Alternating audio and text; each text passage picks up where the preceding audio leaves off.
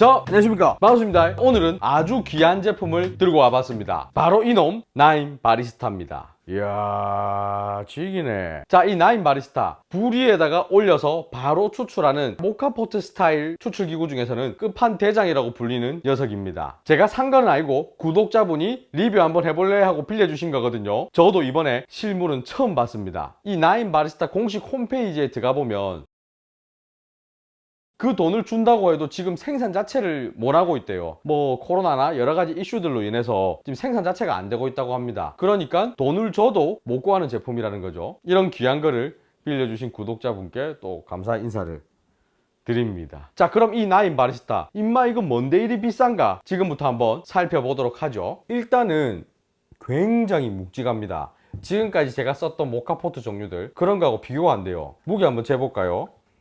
1696.3, 거의 1.7kg에 달하는 무게예요. 자, 그리고 일반적인 브리카나 에소팟에 비해서 키가 더 크다라는 게 느껴지실 겁니다. 자, 그럼 이놈을 하나하나 분리를 해가지고 보도록 할게요. 자, 먼저 이 상부를, 이 손잡이를 잡고 분리를 할 수 있습니다. 요렇게 제껴서 분리를 할 수 있거든요. 이 부분은 이렇게 봤을 때 굉장히 재밌는 구조입니다. 이 상부는 커피가 추출돼서 담기는 공간이에요. 이 가운데 구멍이 뻥 하고 보이실까요? 이 부분으로 커피가 나오는 겁니다. 자, DB 보면 뭔가 검은 색깔 구멍이 뿡뿡 나 있는 게 있죠.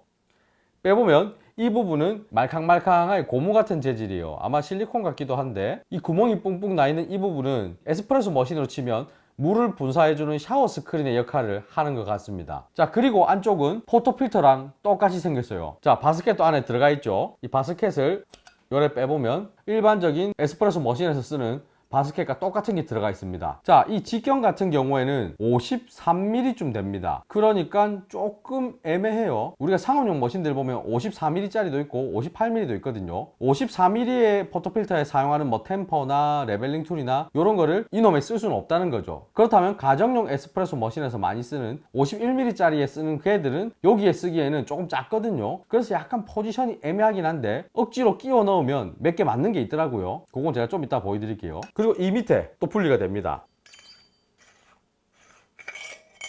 중간 부분과 하단 부분입니다. 자, 이 하단 부분은 여러분들이 모카포트에서 많이 보셨을 그 물이 들어가고 끓는 보일러 부분입니다. 밖에 보이는 압력 밸브, 이 압력 밸브도 보시면은 일반적인 모카포트의 압력 밸브는 그냥 이렇게 툭 튀 나와 있거든요. 근데 얘는 무슨 판이 달려 있죠. 자, 이 판 부분을 손으로 꾹꾹 누르면 움찔움찔합니다. 압력 밸브가. 그렇게 해서 압력을 배출하는 역할이에요. 이 압력을 배출을 강제로 시키는 이 판이 왜 있을까라고 물어보니까 나중에 세척할 때 이 보일러 내부에 압력이 차게 되면은 이 돌려서 잘 분리가 안 되거든요. 그때 이걸 눌러서 강제적으로 압력을 조금 배출해주고 분리를 하기 쉽게 하려고 만들어 놓은 거라고 합니다. 이런 것까지 세세하게 신경 쓴 부분 좋아요. 자, 그리고 지금 이 보일러 부분이 굉장히 무겁습니다. 무게를 한번 재보면 지금 이 부분만 590g에 달해요. 이 모카포트 브리카 이 통째로 해도 380g 밖에 안 되거든요. 이 자체가 지금 굉장히 두껍습니다. 그렇기 때문에 제가 세척을 해볼 때도 빨리 안 식어서 뜨끈뜨끈 하더라고요. 반대로 추출할 때 열을 먹여도 알루미늄 모카포트에 비해서 좀 늦게 열이 들어가는 편입니다. 그러니까 추출 시간이 알루미늄 모카포트에 비해 좀 더 긴 편이다 라고 생각하시면 좋을 것 같아요. 그리고 이놈은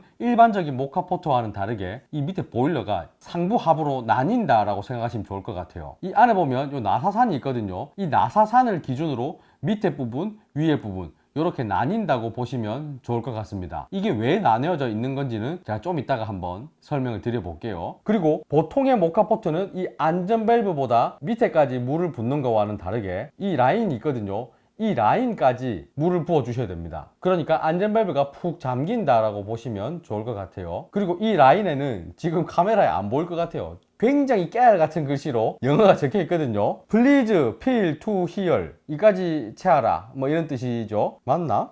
이제 이 가운데 부분을 한번 살펴볼 건데요. 이 중간 부품, 사실 이놈이 나인 바리스타의 핵심 기술입니다. 이 원리를 제가 알기 위해서 빌려주신 구독자분께도 전화해서 물어보고 나인 바리스타 홈페이지 들어가가지고 대도 안 한 영어 막 구글 번역기로 돌려가면서 열심히 검색해 봤거든요. 이 보일러는 아까 말씀드린 대로 요쯤에 나사산이 있습니다. 그 가운데 있는 나사산을 기준으로 밑에 부분, 위에 부분은 아닙니다 라고 말씀드렸는데 그 나사산의 이 부분이 결합이 되는 거예요. 자, 그럼 이렇게 결합이 되겠죠. 밑에 부분에서 끓고 있는 물의 온도, 그 온도 같은 경우에는 고온 고압이 되기 때문에 나인 바리스타 홈페이지에 설명하기로는 179도 정도의 온도로 형성이 된다고 합니다. 우리가 일반적으로 알고 있는 물이 끓는 온도 100도보다도 훨씬 높은 온도죠. 압력이 많이 높아지면서 그렇게 높은 온도로 만들어진다고 합니다. 자, 그런 고온 고압의 물과 증기들이 이 관으로 빨려 올라가는 거죠. 빨려 올라가게 되면은 그냥 바로 커피로 다이렉트로 들어가는 게 아니라 이 가운데 스프링 밸브가 하나 있습니다. 그래서 그 스프링이 꾹 누르고 있다가 이 물 자체의 압력이 더 높아져서 그 스프링을 뚫고 나갈 정도가 되면 스프링을 밀고 통과를 하는 거죠. 그 밀고 통과를 하는 힘이 9바 정도 된다고 합니다. 자, 9바라고 하면 우리가 흔히 에스프레소 머신에서 추출해 사용하는 압력은 9바 정도로 세팅을 해놓고 쓰거든요. 그 압력으로 맞춰 놓은 거죠. 그래서 제 생각에는 얘 이름이 나인 바리스타인 것 같아요. 그렇게 스프링을 뚫고 올라간 물과 증기들은 커피에 바로 들어가서 추출을 하면 어떤 현상이 생기냐라고 했을 때 커피 추출을 하기에는 너무 높은 온도입니다. 일반적으로 너무 높은 온도로 커피 추출을 하게 되면 조금 많은 성분이 나올 수 있거든요. 많은 성분이 나온다 하면 내가 원하지 않는 안 좋은 쓴맛이나 뭐 탄맛이나 잔미 같은 게 나올 확률이 있습니다. 자, 근데 이놈 같은 경우는 그 스프링 밸브를 통과한 물이 이 뱅글뱅글 감겨 있는 요 놈들, 이게 열교환기인데 여기를 통과하면서 한 번 더 열을 식히게 됩니다. 그 열을 식혀주는 역할은 이 나사산 위에 있는 물들, 그 물이 식히는 거죠. 물론 그 나사산 위에 있는 물들도 이 밑에 불이 끓고 있기 때문에 100도 정도로 끓고 있습니다. 근데 밑에서 올라와서 스프링 밸브를 통과한 애들은 말씀드린 대로 179도 정도 되는 온도입니다. 그러니까 179도 정도의 온도를 이 위에 끓고 있는 100도 정도로 식혀버리는 거죠. 자, 그럼 이 열교환기를 통과해서 100도 내외로 냉각된 물은 그냥 또 커피로 바로 들어가는 게 아닙니다. 100도도 조금 높은 온도거든요. 이 윗부분을 통과하게 되는 거예요. 이 윗부분은 공냉식 히트싱크라고 합니다. 이 부분을 통과하면서 100도 정도에 되는 물을 93도 내외로 조금 더 떨어뜨리는 겁니다. 그 다음에 이 윗부분으로 물이 나가면서 이 위에 장착되어 있는 커피를 통과하는 거죠. 커피를 통과하면서 추출이 진행되는 겁니다. 자, 그러니까 이 나인 바리스타라는 애는 추출 압력을 9바로 올리는데 신경을 썼을 뿐만 아니라 추출 온도에까지 신경을 쓴 굉장히 이거 기술이 많이 들어간 그런 애인 거죠. 자, 그리고 이 옆에 달려있는 얘는 뭐냐라고 할 수 있는데 뭐 보일러로 치면 연통 같은 거라고 해야 될까요? 뭐 굴뚝 같은 거라고 해야 될까요? 물이 끓게 되면 이 부분으로 전기가 푸푸푸푸 하고 나옵니다. 손을 대면 굉장히 뜨겁겠죠. 자, 그러면 이제 더 떠들지 말고 바로 추출에 들어가 보도록 하겠습니다. 자, 먼저 보일러에다가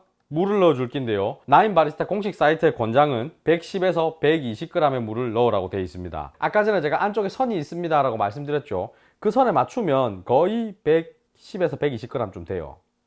자, 그리고 이 바스켓에다가 원두를 넣어 줄 건데요. 이 고무 부분은 커피 위에 올라가는 부분이기 때문에 빼놓고 이 바스켓에다가 바로 커피를 넣어 주시면 됩니다. 자, 여기서 더 쉽게 담으려면 이런 도징링 같은 걸 쓰면 좋은데 이거 같은 경우는 제가 가지고 있는 달라꼬르테 XT 54mm에 쓰는 그런 도징링인데 요게 아슬하게 맞아요. 그래서 제가 54mm 짜리 도징링을 몇 개 들고 있거든요. 근데 어떤 거는 맞고 어떤 거는 안 맞고 뭐 이렇더라고요. 이거 같은 경우는 맞아서 이렇게 사용을 하고 있습니다. 원두 같은 경우는 에스프레소보다 조금 더 굵게 분쇄를 해왔습니다. 자, 그리고 이 디스트리뷰터로 조금 평평하게 해줄 건데요. 얘 같은 경우는 51mm 사이즈인 레버프레소용 디스트리뷰터입니다. 조금 남기는 하겠지만 그래도 디스트리뷰터를 돌려주는 게 전 좋다라고 생각해서 레버프레소용 디스트리뷰터를 넣고, 자, 지금 보시면 끄떡끄떡 놀고 있죠. 돌릴 때도 왔다 갔다 하면서 놉니다. 자, 보시면 디스트리뷰터가 돌았기 때문에 평평하게는 만들어져 있습니다. 하지만 이 가쪽에 커피백이 조금은 쌓여 있습니다. 아무래도 이 사이즈가 조금 작기 때문에 이런 현상이 생겨요. 자, 그 다음에 템핑을 해줄 건데 이 템퍼 같은 경우는 나인 바리스타를 구입하면 따라오는 그런 템퍼라고 합니다. 자, 템핑. 자, 그 다음에 요놈 쏠락 넣어주고, 자, 이제 여기다 장착을 해줄 건데 이렇게 꽉 조아서 장착을 해주면 됩니다. 자, 이제 보일러도 장착을 해줄게요.